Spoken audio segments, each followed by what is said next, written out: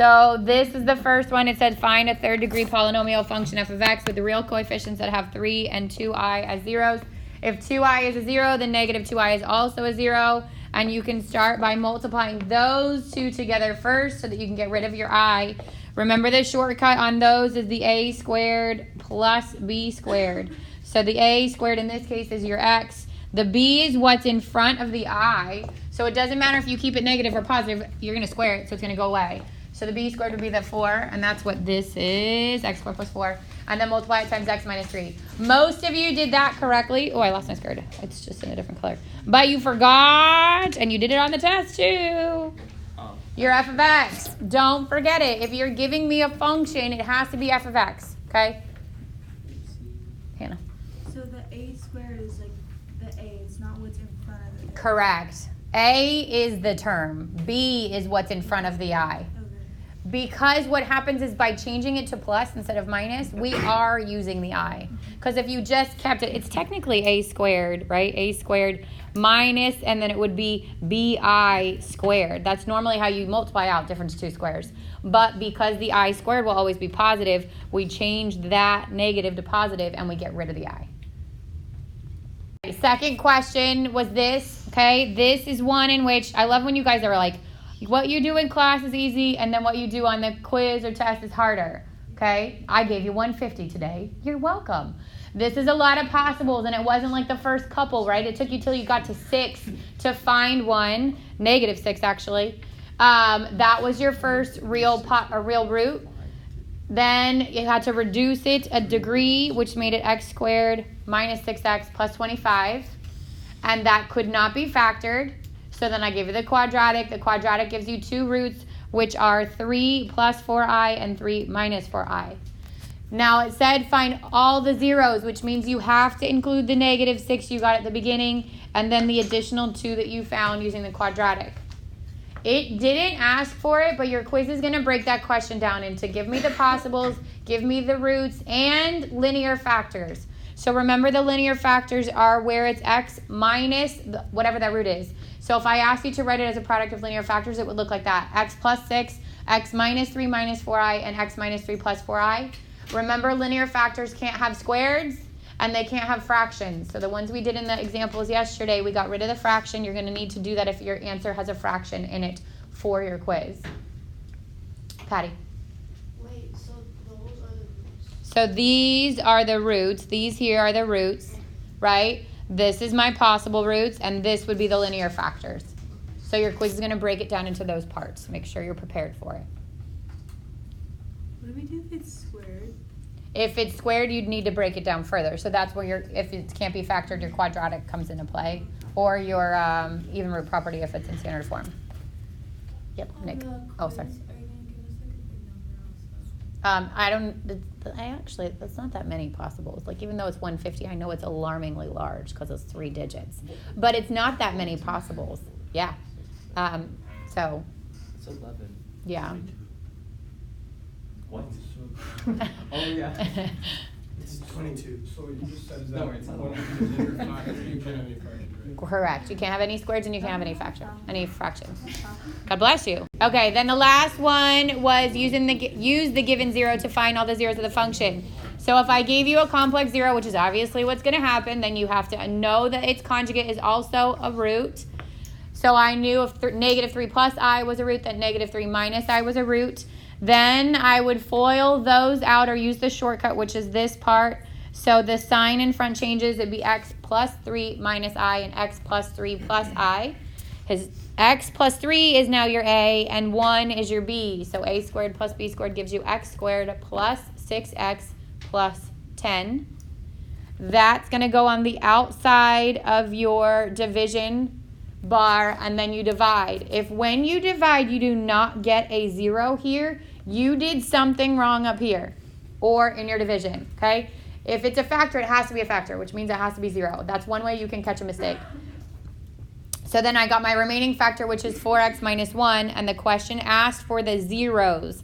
So it's the negative 3 plus 1 that we were given, the negative 3 minus 1 that we found because of the conjugate, and then set that 4x minus 1 equal to 0, and you get your last one, which is 1/4. Questions on anything relating to 2-5? Okay, so the quiz tomorrow is 2-4 and 2-5. Okay, no calculators. I think I said it's 6 questions. 1, 2. I think it's 6 questions. The first come from complex numbers, adding, subtracting, multiplying, finding the conjugates, that kind of stuff. Solving using the quadratic formula, where you're going to have an I in your answer. And then, so if I was to actually complete the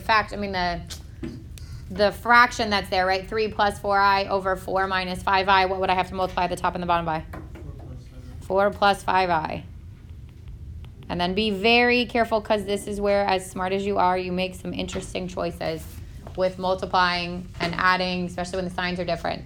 So the numerator you can FOIL out to be 12 plus 15i plus 16i plus 20i squared, which is 12 plus 31i minus 20, because this becomes -1, and you'd get -8 plus 31i. And then the denominator, you can use your shortcut, a squared plus b squared. The a is 4, the b is 5, 16 plus 25, which is actually 41. And then you're going to split it and see if you can simplify it. If you can simplify it, you can leave it. But if you can simplify either part of it, you need to make sure that when you split it, that you simplify it, and then again write it in standard form, which is that. Split it. I goes at the end. Same thing with your quadratic formula. If you're given the roots, you're going to make sure that they're simplified. Patty. Came 2-5, which was finding the possible roots, dividing synthetically to find which ones work, and then reducing it to degree, which we just did on the warm-up. Writing the roots as linear factors, which we also just did on the warm-up, and then finding the function given the roots. So this could be example 5, where you were given one root, you had to find the other one, or it could be like example 6, where you're given a complex root, and you've got to find the other ones. So example 3 and 4, this is from yesterday's notes. 3 and 4 would have been like the first 2, and then example 5 and 6 were like the last 2, which is what we just did on the warm-up. Okay, so this one said find the polynomial function with the real coefficients that has the given zeros. It's giving you -1 and -1 twice, which means I've got x plus 1 and x plus 1. And then it's giving you 5 plus 2i, which means you also have to assume 5 minus 2i. So then I'd get x minus 5 minus 2i and x minus 5 plus 2i. So you can actually group them. Multiply those out. This would be x squared plus 2x plus 1. And then this is my a squared, which would be x minus 5 squared plus b, which is 2 squared. And I'd get x squared, well, here, what do you have? X squared minus 10x plus 25 plus 4, which is x squared minus 10x plus 29. So, does it instantly only give us the first I? You're always only going to get one I. Yep. So this becomes x to the 4th minus 10x to the 3rd plus 29x squared. And here, positive 2x to the 3rd minus 20x squared plus 58x. And then the last one, plus x squared minus 10x plus 29. So x to the 4th minus 8x to the 3rd. That's 9 plus 10x to the 2nd. 48x, and then plus 29. So just don't forget that other complex root has to be a root. You should never have an I in an answer for one of these. Never. Because you have I's that come in pairs. Okay, so this is one that couldn't be factored. This is your possibles that are plus and minus last and first, right? So you got that part last, first. And then the first one that worked was -3. That you had right. So -3 goes on the outside, and then it's 1, 11, 41, 51. 1, -3, 8, -24, 17, -51. And then you're there, x squared plus 8x plus 17. And that can't be factored. So quadratic tells you a is 1, b is 8, c is 17. And then you do negative b plus and minus the square root of b squared minus 4 times a times c all over 2 times a. 64 minus 68 over 2. And you get negative 8 plus and minus negative 4 over 2. Oh, I got 4. Yep, just be careful. So it should be negative 4 plus and minus I. Just be really careful.